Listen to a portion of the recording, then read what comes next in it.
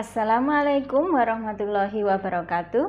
Welcome back to our channel Specc English Course and Club with our special program English is Easy, and with the topic Toefl structure and written expression.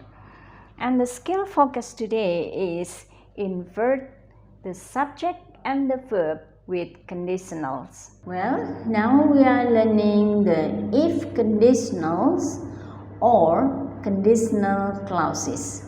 When the verb in the conditional clause is should, were, or had, it is possible to omit if.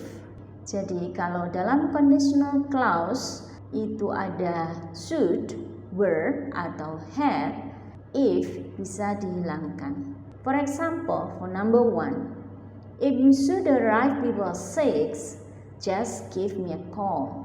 Okay, now if you should arrive, so if and then we have the subject, that is you, and then should arrive, that is the verb.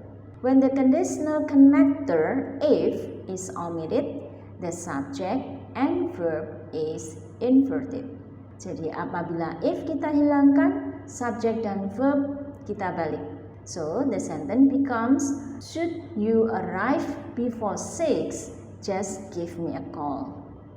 The sentence starts with verb should and then the subject you. Okay? Alright, now let's see the example number 2. I would help you if I were in a position to help. Let's pay attention to the part of the sentence if I were. Okay? So if and then I as a subject and then were as a verb. Alright, because it is a conditional sentence, so I using the verb were, not was. Okay, so I or she or he or it still using were. Alright, now let's see this part. If I were, if and then I as a subject and then were as a verb. What happened if the conditional connector if is omitted? Okay? Yes, the subject and verb is inverted. So the sentence becomes, I would help you were I in a position to help. Okay, so if I were, and then if there is no if, we use were I.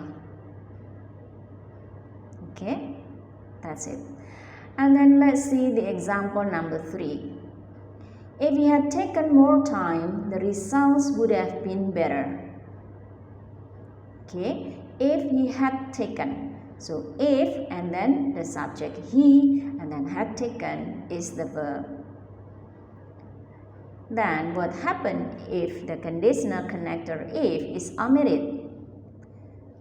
Well, yes, the subject and the verb is inverted.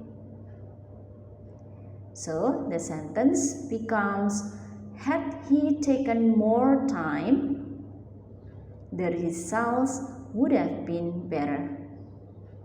Okay, so the sentence starts with had as a verb and then he as a subject.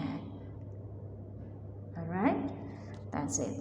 Now let's see the example in the Toefl exercise. Example 1, that is the sentence completion. Some fishing fleets might not have been so inefficient in limiting their catch to target species, blah blah blah, more strict in enforcing penalties.